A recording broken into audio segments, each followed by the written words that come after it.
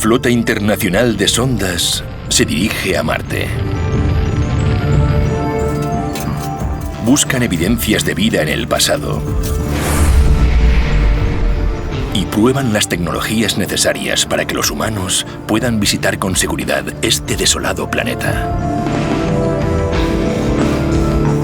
El planeta rojo ha fascinado a generaciones de soñadores y pioneros de los vuelos espaciales que sueñan con cruzar el ancho abismo entre los dos mundos.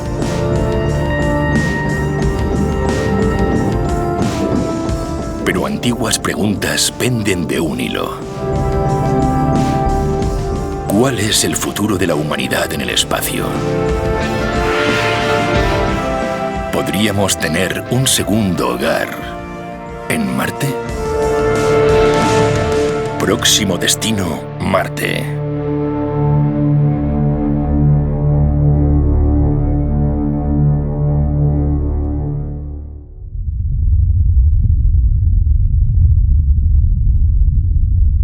Los planificadores de misiones lo saben desde hace tiempo.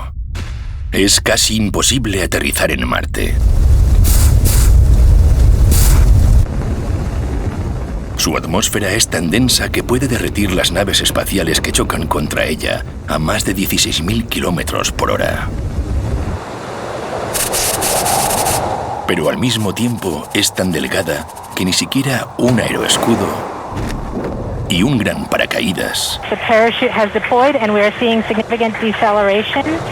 bastan para amortiguar totalmente la caída.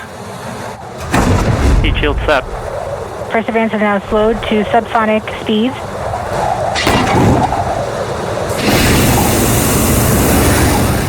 Percy, el rover Perseverance de la misión Mars 2020, utilizó un innovador sistema de cohetes y una ingeniosa grúa volante Skycam maneuver has started. Para aterrizar suavemente.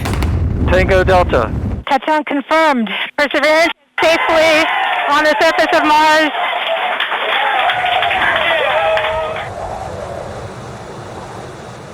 Pero aterrizar con seguridad con una tripulación de astronautas es un problema pendiente de solución.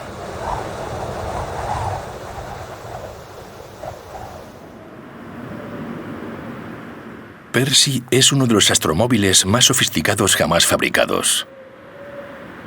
Su pequeño compañero Ingenuity es el dron definitivo,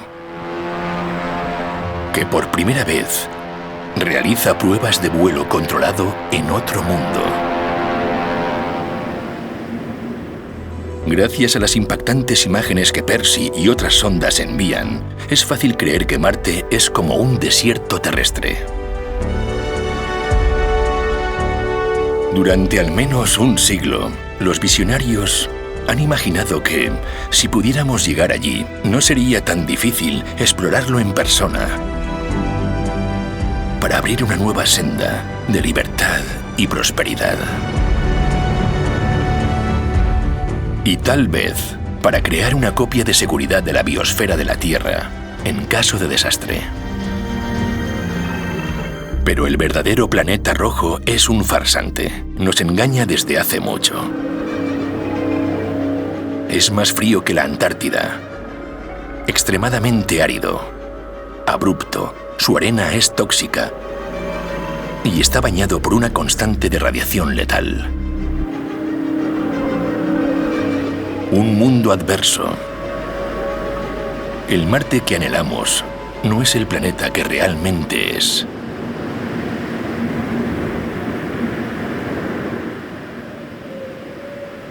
Durante miles de años, el brillante planeta ámbar ha jugado con nuestra imaginación.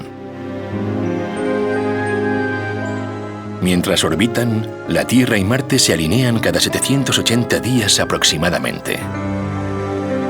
Esto se denomina oposición planetaria y es el mejor momento para observar al planeta rojo, que durante algunas semanas parece reducir su velocidad, retroceder y acelerar de nuevo.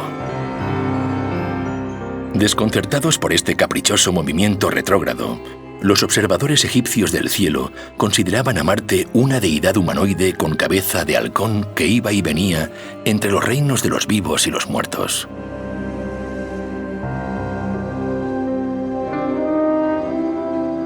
Por su extraño movimiento, los astrólogos babilonios creían que Marte era un dios rápido, impulsivo y volátil. El 4 de mayo del año 357 antes de nuestra era, el filósofo griego Aristóteles observó que la luna medio llena pasó por delante del planeta rojo y se dio cuenta de que Marte debía estar más lejos que la luna.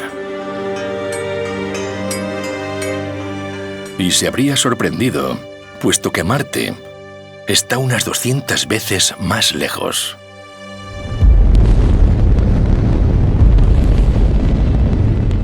Los cohetes de propulsión química que tardan unos 3 días en llegar a la Luna, tardarían casi 7 meses en llegar a Marte.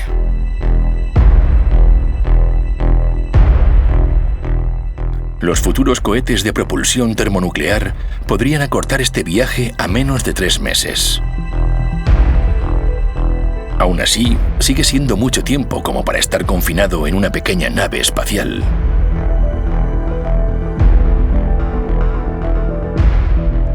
Y si surge algún problema, es imposible volver a casa en unas horas o días.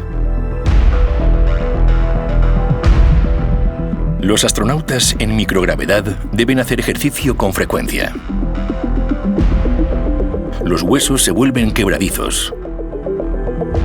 Los músculos del corazón se vuelven vagos.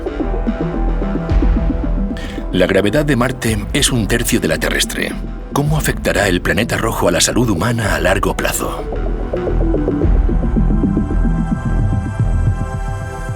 Alrededor del año 150 de nuestra era, el matemático y astrólogo griego Claudio Ptolomeo propuso que Marte y las otras 4 estrellas errantes debían girar alrededor de la Tierra sobre un conjunto de esferas.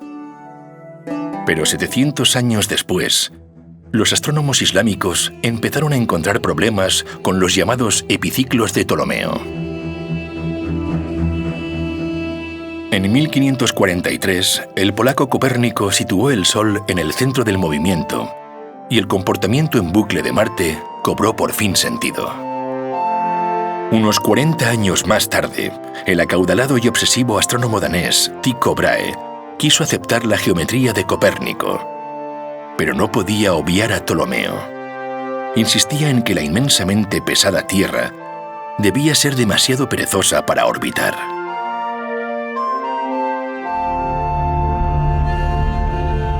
Pero los planetas gigantes se mueven.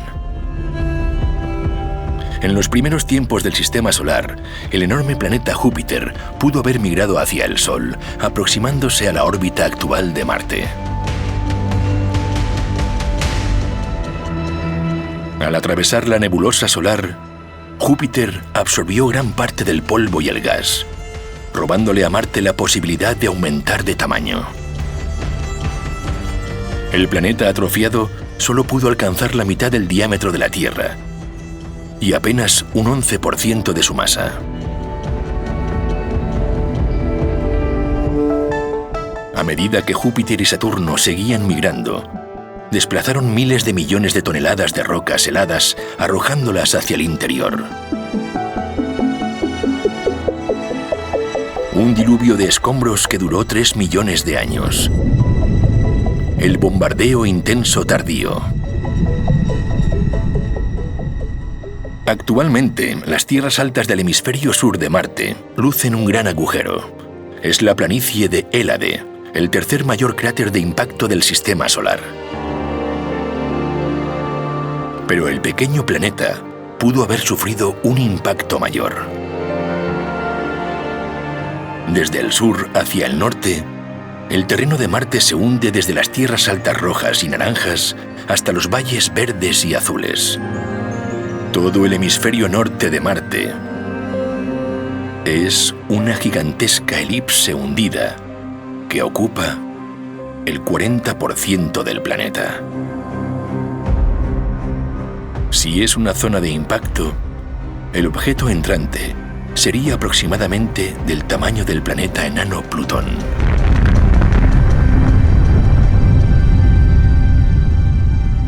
Marte habría sido totalmente alterado. Probablemente su dinamo interna se habría apagado y desvanecido su campo magnético protector. lo que habría acabado con la posibilidad de la creación de una atmósfera que sustentara la vida.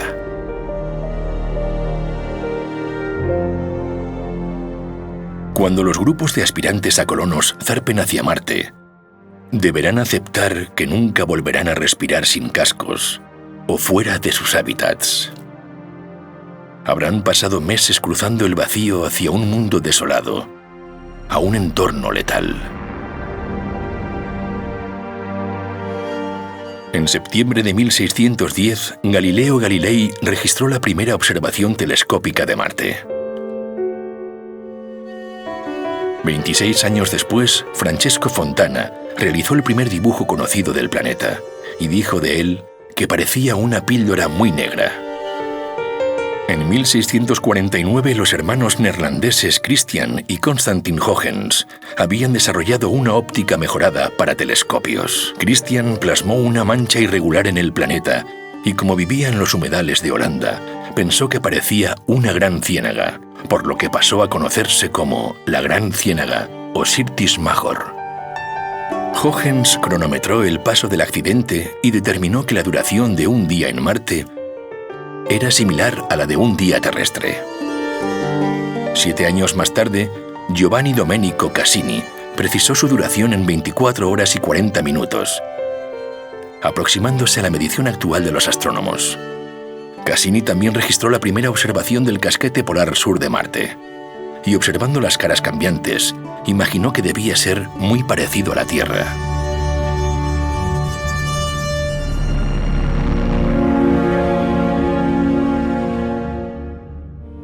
De hecho, hace 3.000 millones de años, Marte pudo parecerse a la Tierra. Los volcanes formaban la atmósfera, y el vapor, la niebla y el agua fluida llenaban los primeros mares con más líquido que el océano Ártico en la Tierra. En 1997, el Sojourner, el primer rover de la NASA en Marte, encontró una zona de desbordamiento de una inundación cataclísmica.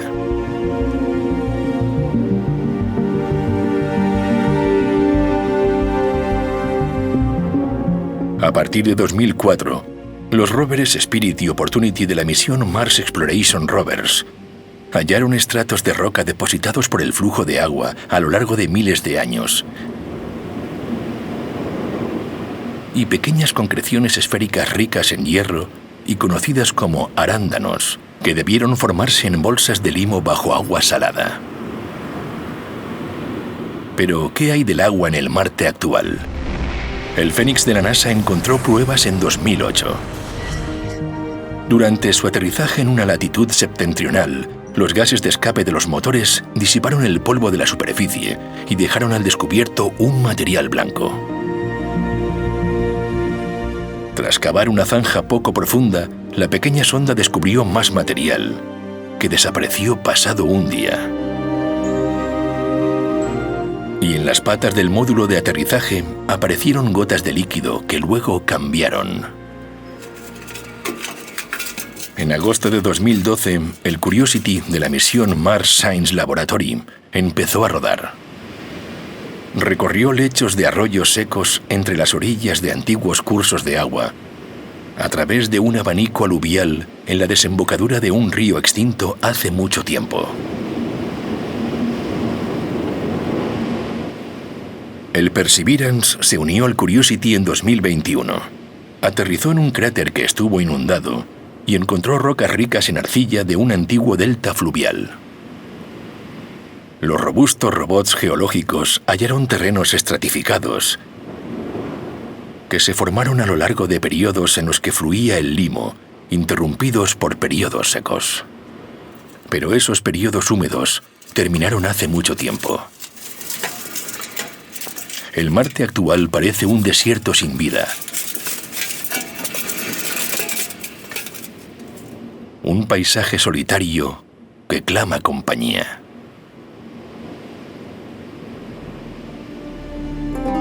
En 1698, Christian Huygens no pensaba que Marte estuviera tan desolado. En su último tratado, Cosmoceoros, imaginaba que los mundos del sistema solar debían albergar plantas y animales que, aunque serían diferentes, probablemente llevarían vidas parecidas. Huygens no veía ninguna razón para que la vida en los planetas no fuera inteligente. Y también señaló lo importante que sería el agua para esas criaturas.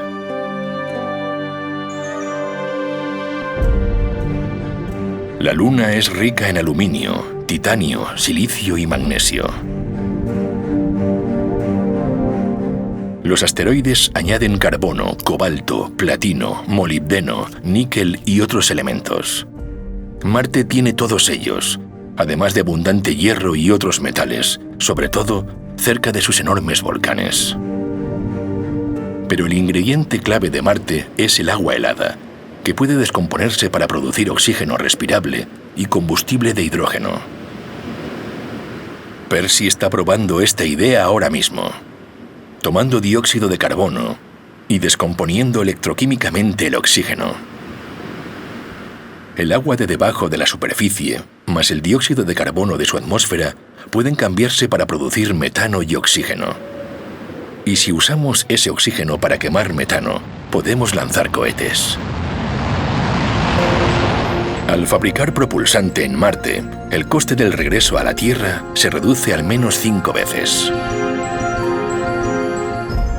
Para crear una civilización espacial, solo podemos llevar con nosotros herramientas y talento, pequeñas fábricas y generadores de energía. El resto debemos procurárnoslo.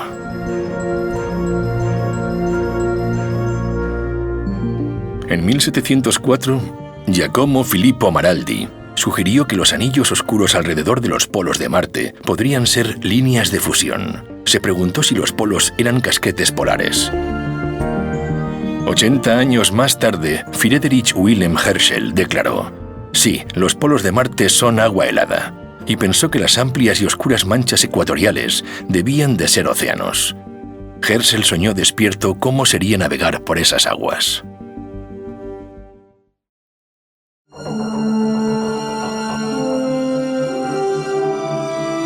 Marte probablemente perdió sus océanos antes de que la vida surgiera de los mares de la Tierra.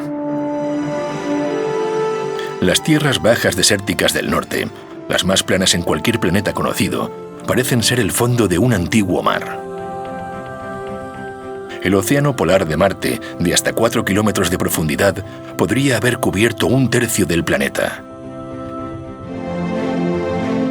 En 1785, Herschel especuló que los marcianos probablemente disfrutaran de una situación similar a la nuestra, pero supuso que la atmósfera marciana debía ser muy delgada. Y lo es. El planeta está envuelto en escaso dióxido de carbono. Hay muy poca agua en el aire, pero hay metano, que podría proceder de la caliente geología subterránea. Pero a veces, el metano aumenta su nivel rápidamente para desaparecer luego a la misma velocidad. Y eso hace que muchos expertos se pregunten si pudo haber vida bajo la superficie.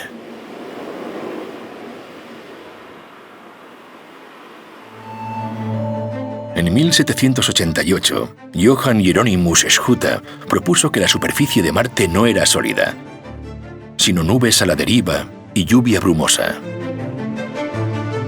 Una idea que probablemente se debía al aire inestable de la Tierra sobre su gran telescopio.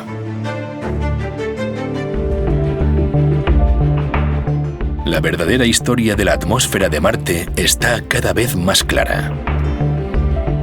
Se remonta al menos a 1000 millones de años. La intensa radiación ultravioleta del Sol y el chisporroteante viento solar bombardearon el pequeño planeta. Con su baja gravedad y su frágil campo magnético global, Marte no pudo mantener su envoltura gaseosa protectora. La mayor parte de su aire se perdió en el espacio y el resto de su agua fue absorbida por el suelo. En 1830 no se conocía esta terrible historia. Johann Heinrich Mädler y Wilhelm Bier elaboraron los primeros mapas bastante precisos de Marte. Situaron su meridiano cero sobre una característica que más tarde recibiría el nombre de Sinus Meridiani, Bahía Meridiana. Este es el aspecto de la Bahía Meridiana desde el suelo de Marte. El rover Opportunity la exploró durante 13 años, en los que envió a la Tierra imágenes del paisaje descarnado y marchito. Es fácil imaginarse a uno mismo en Marte, contemplando las intrincadas rocas erosionadas. En casi todos los lugares a los que apuntan nuestras sondas, detectan indicios de la existencia de agua líquida en el pasado. Aunque hoy no hay océanos, hay mucho hielo oculto. La sonda Mars Reconnaissance Orbiter registró acantilados erosionados que dejan al descubierto agua congelada compactada, en algunos lugares de más de 100 metros de espesor. Al sobrevolar los polos, el radar de la sonda detectó hasta 2 kilómetros de hielo. Se ha depositado en capas, lo que sugiere que el clima de Marte puede alternar entre épocas cálidas y frías.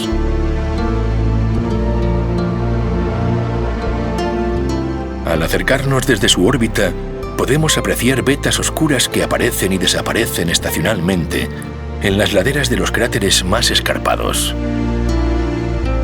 Se asemejan a las cárcavas desérticas de la Tierra. Y muchos investigadores pensaron que podrían ser flujos de agua salada.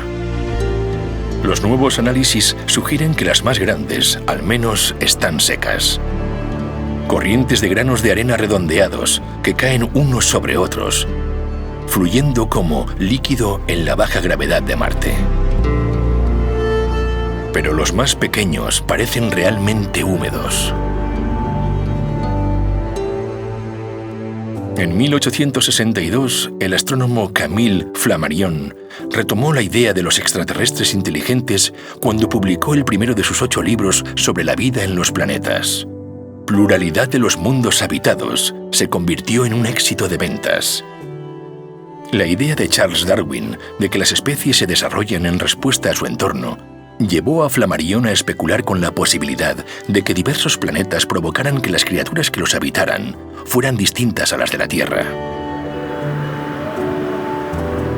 Al perforar las rocas, los rovers de Marte han demostrado que abundan los componentes básicos de la vida. Los minerales arcillosos habrían filtrado sales y compuestos agresivos de las aguas primigenias. Es casi seguro que muchos tipos de microbios que hoy viven en la Tierra podrían haber sobrevivido en el antiguo Marte. Pero aún no disponemos de fotos, fósiles o pruebas químicas directas de la existencia de vida. Hacia 1864 el Vaticano empezó a preocuparse por el estado de gracia de los marcianos. El padre Pietro Angelo Secchi, del Observatorio del Colegio Romano, empezó a cartografiar dónde podrían vivir. Rebautizó la característica Syrtis Major de Huygens como Canal Atlántico. El emplear la palabra canal no pretendía hacer referencia a una construcción humana, pero el término causaría gran confusión en los años siguientes. Al mismo tiempo, en Inglaterra, el astrónomo William II elaboró sus propios mapas de Marte. II era extremadamente miope, pero sus mapas eran más detallados que los anteriores. Richard Anthony Proctor, escritor científico, intuyó que se trataba de una gran historia y dio a conocer al público los mapas de II. El Canal de Suez se terminó en noviembre de 1869 y copó titulares en todo el mundo. Y el de Panamá estaba en su fase de planificación, y mucha gente relacionó los canales de Marte con estas grandes obras terrestres de la ingeniería.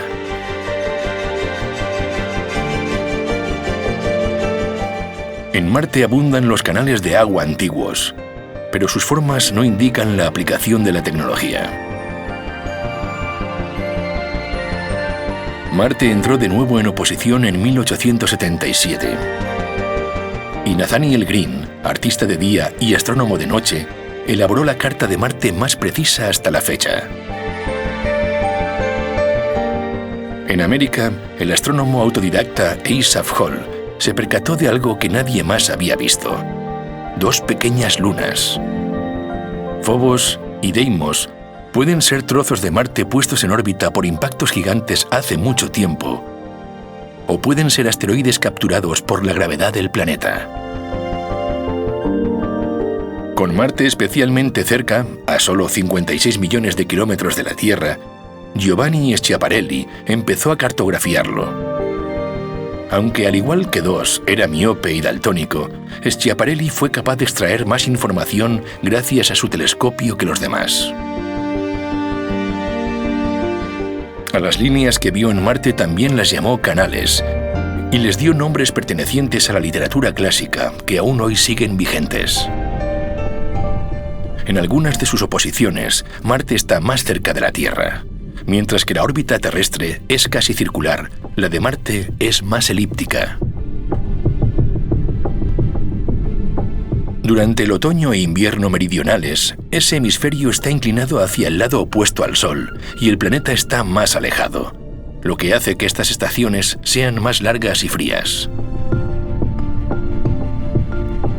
En 1879, durante la siguiente oposición cercana, Schiaparelli llegó a creer que veía pares de canales rectos. William Henry Pickering, del Observatorio de Harvard, afirmó que los canales marcianos eran únicamente visibles porque en sus orillas crecían plantas.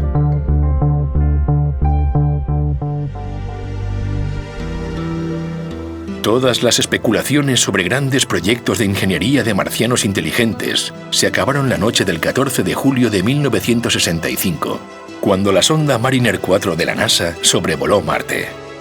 En las 21 imágenes de la sonda, Marte se parecía mucho más a la Luna que a la Tierra.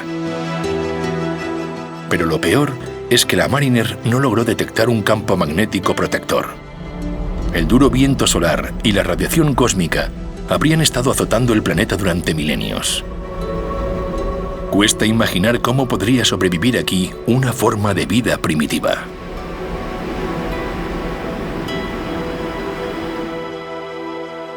Pero en 1892, Camille Flammarion seguía llenando de agua sus imaginarios canales marcianos.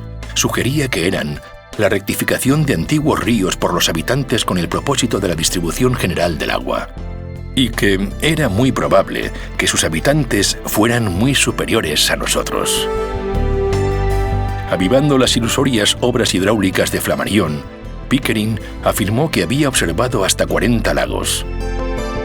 Casi al mismo tiempo, un acaudalado diplomático estadounidense que viajaba el mundo sintió que necesitaba un cambio profesional y un proyecto que le apasionara.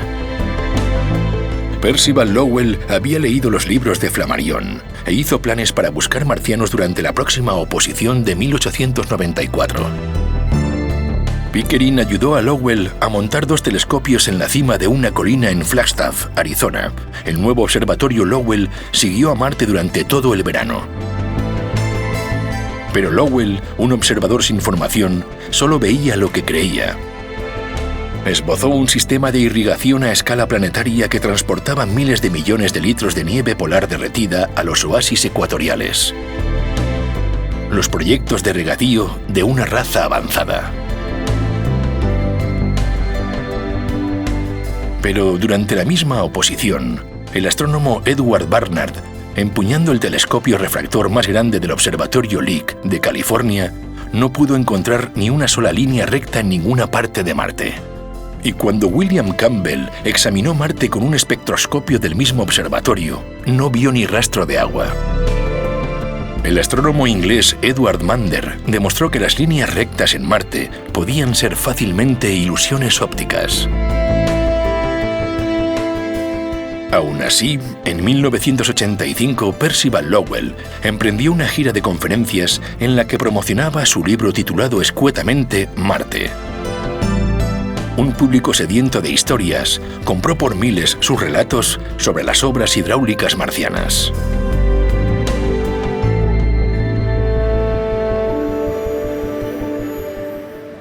El Marte real es un planeta árido.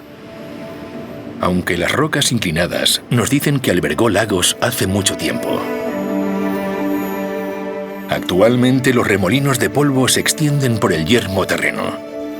El rover Spirit captó a uno en plena acción 486 días marcianos después de su aterrizaje.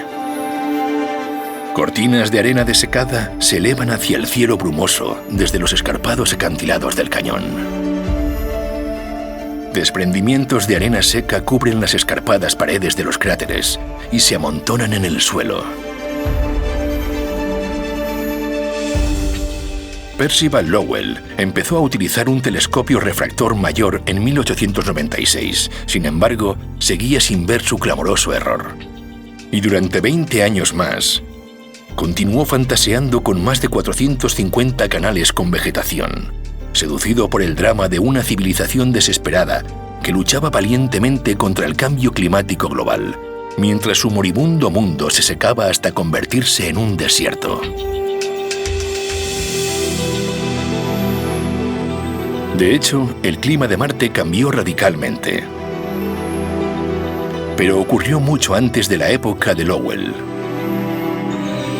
Sin una gran luna que lo estabilice, Marte se inclina decenas de grados a lo largo de cientos de miles de años de forma más acusada que la Tierra.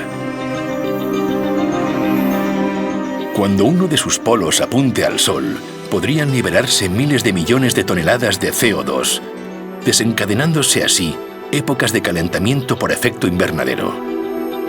Esto podría derretir el hielo subsuperficial que dejaría fluir el agua. Pero los periodos templados no pueden durar. En su novela de 1899, La Guerra de los Mundos, H.G. Wells encontró el dramatismo en El planeta condenado.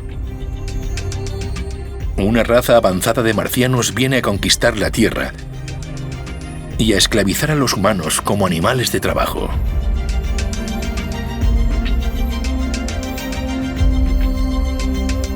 En 1976, la Tierra envió 2 módulos de aterrizaje Viking, no para someter, sino para investigar.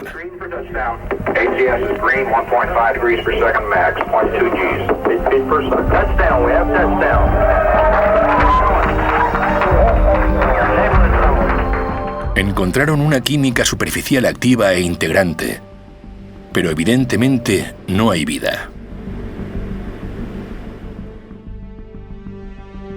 Ya en 1905, la idea de un Marte vivo cautivó a Carl Lamplan, del Observatorio Lowell. Afirmó haber fotografiado 38 canales. Es importante recordar que la mayoría de estos observadores eran astrónomos destacados que empleaban los mejores telescopios de su época. Sin embargo, vieron lo que no estaba allí. Una lección quizá para aquellos que hoy sueñan con colonizar Marte. En 1909, desde el Observatorio de Meudon, cerca de París, el astrónomo Eugene Antoniadi no localizó ningún canal lineal. Sin embargo, el público se había dejado seducir por la idea de una civilización extraterrestre. El novelista estadounidense Edgar Rice Burroughs publicó el primero de sus relatos en 11 volúmenes en los que describía al heroico John Carter en un Marte ficticio, el planeta desértico Barsoom. Los actuales vehículos exploradores de Marte también están descubriendo un mundo desértico. El Curiosity recorrió un amplio campo de dunas de arena oscura. Los montículos arenosos migran como las olas en el océano lentamente por el terreno.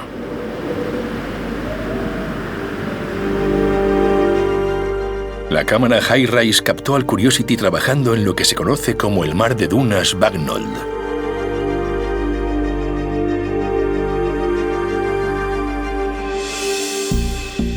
En 1921, los astrónomos del Observatorio del Monte Wilson midieron las temperaturas de la superficie de Marte y descubrieron que oscilaban desde los 15 grados Celsius al mediodía hasta unos letales menos 85 grados justo antes del amanecer. El astrónomo Walter Sidney Adams solo encontró cantidades ínfimas de oxígeno y agua.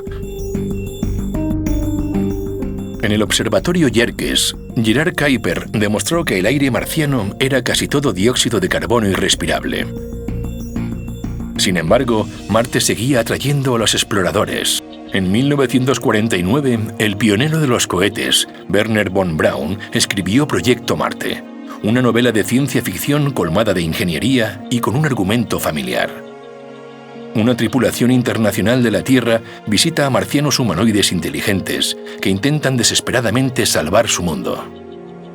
Un año después, Crónicas marcianas, de Ray Bradbury, sitúa una colonia humana en Marte para escapar de una Tierra devastada por la guerra nuclear.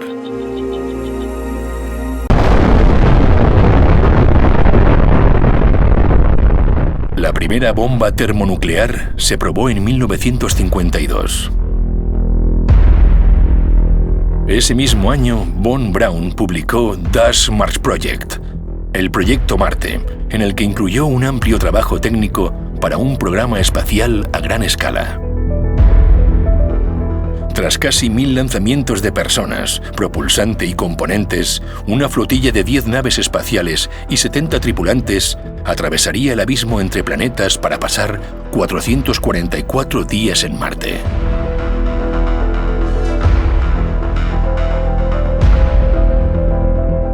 Das Mars Project sirvió de borrador para los programas Mercury, Gemini y Apolo de la NASA.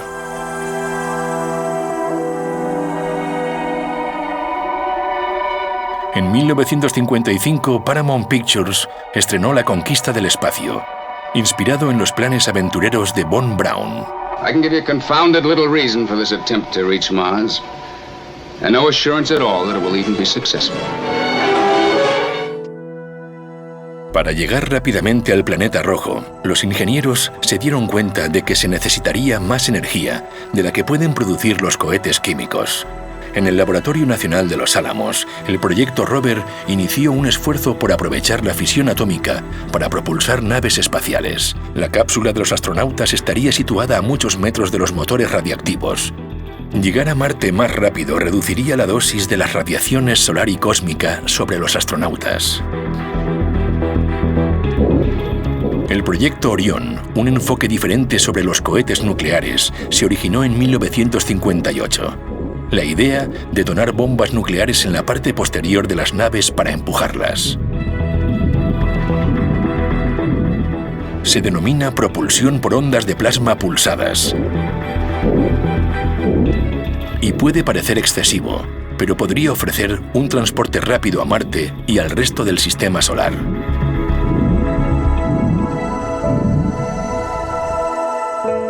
En 1961, el programa estadounidense de motores cohete nucleares, NERVA, había acumulado 17 horas de pruebas de motores. En la Unión Soviética, los ingenieros trabajaban en sus propios cohetes nucleares térmicos.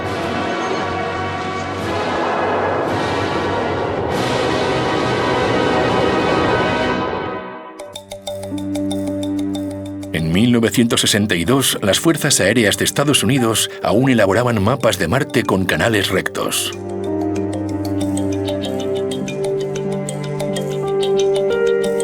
Someday, a manned trip to Mars and return may become the mission assignment.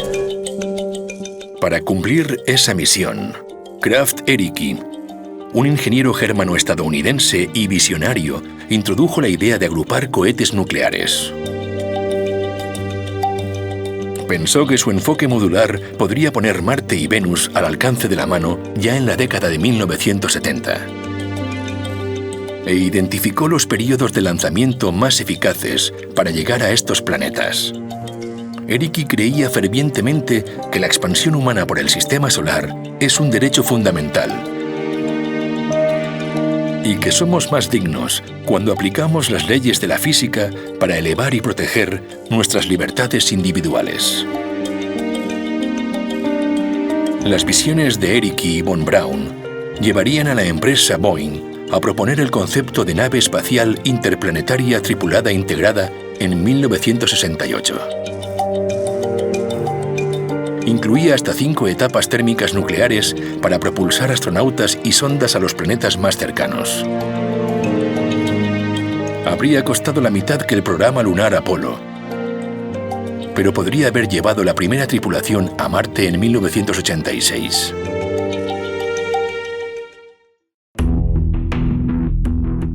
En julio de 1969, Estados Unidos llega a la Luna. Y el ser humano toca por fin otro mundo.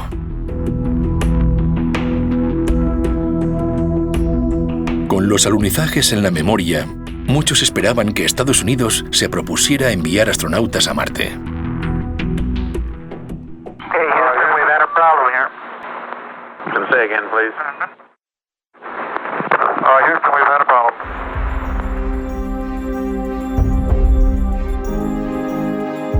Pero el presidente Richard Nixon, temiendo las consecuencias políticas de un fracaso catastrófico de la misión, solo apoyaría un transbordador espacial.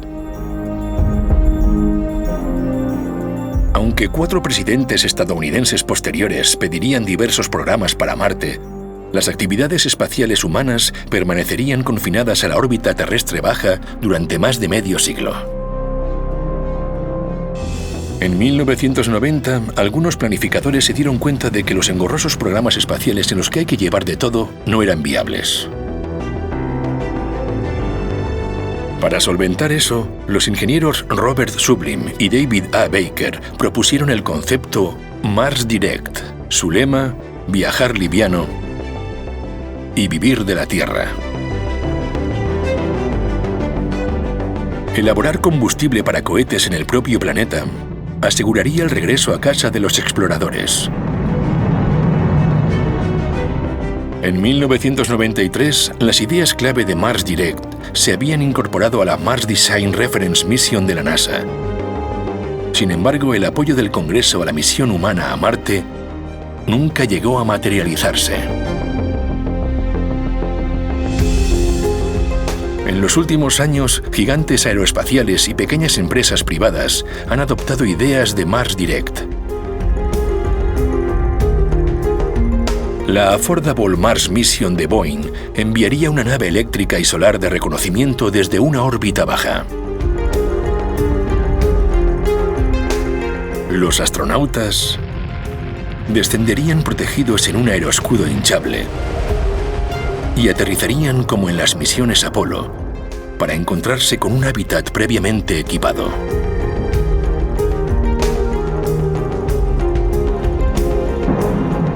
Y volverían a la órbita como viajeros de la Luna del siglo pasado para emprender el largo viaje de vuelta a casa. En cambio, Lockheed Martin propone un campamento base orbitando sobre Marte. Se construiría de forma conservadora apilando pares de módulos. 2 terminales de combustible. 2 hábitats. 2 unidades de propulsión de cohetes.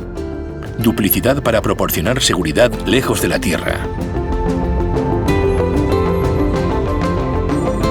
Los astronautas realizan salidas a la superficie con un módulo de aterrizaje de una sola etapa. Pero este transbordador de superficie a órbita no depende del combustible fabricado en Marte.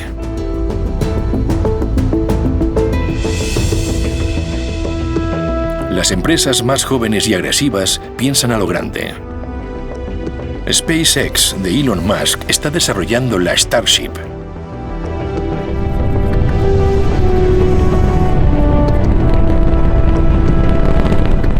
Está diseñada para transportar enormes cargas y numerosos pasajeros hacia la órbita terrestre. Y pasado el tiempo, llevará millones de toneladas de materiales a las superficies de planetas, lunas y asteroides. Al igual que Von Braun y Eric Key, Elon Musk está centrado en el transporte por el sistema solar. El objetivo final de SpaceX es convertir la vida terrestre en multiplanetaria mediante la construcción de una civilización en Marte.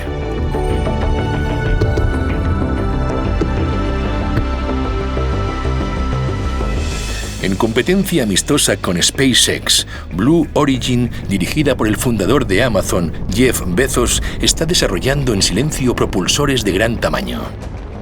El propósito de Blue Origin también es extender la civilización al espacio para preservar el clima de la Tierra y mantenerla como una biosfera floreciente, trasladando la industria pesada y la producción de energía fuera del planeta. Y con el tiempo, construir hábitats orbitales del tamaño de ciudades a partir de materiales que ya están en el espacio, en la Luna, asteroides y cometas.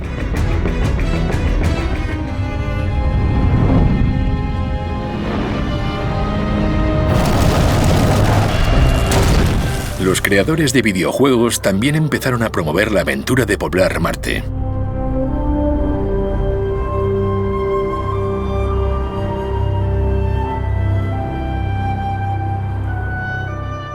Y el resto del sistema solar.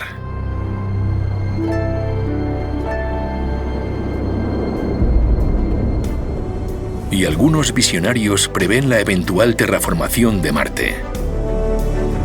Elevar su temperatura, hacerlo lo más parecido posible a la Tierra. Pero para ello, estos constructores de mundos deberán encontrar suficientes gases de efecto invernadero para calentar el planeta, procesar constantemente su espesa atmósfera y reponer su agua a medida que el vapor escapa al vacío, a medida que el vapor escapa al espacio.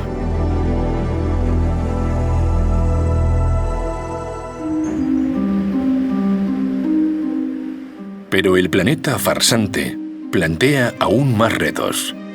Su superficie presenta en todas partes percloratos tóxicos y cáusticos, hasta en un 1%, lo que supone un alto riesgo para los astronautas de sufrir problemas de tiroides y cáncer.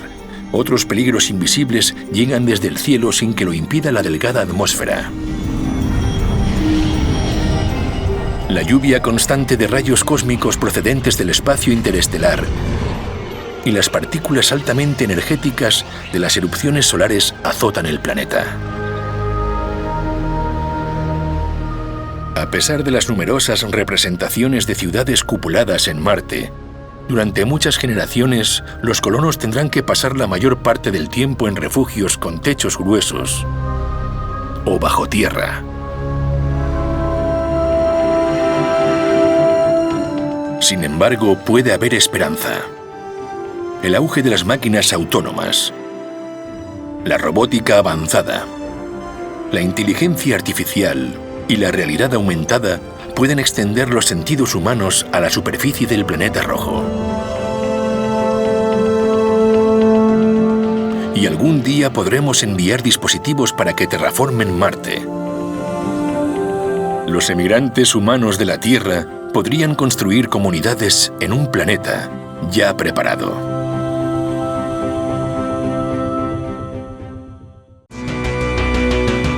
En 2033, Marte estará en una posición especialmente favorable para el lanzamiento de tripulaciones humanas.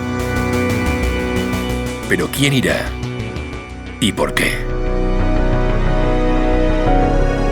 Marte ha seducido a muchos en busca de notoriedad, prometiendo todo un mundo nuevo que explorar o explotar. La ingeniería y el ingenio pueden brindar soluciones elegantes para llevarnos a Marte. Pero, ¿qué será de nosotros una vez que lleguemos a él?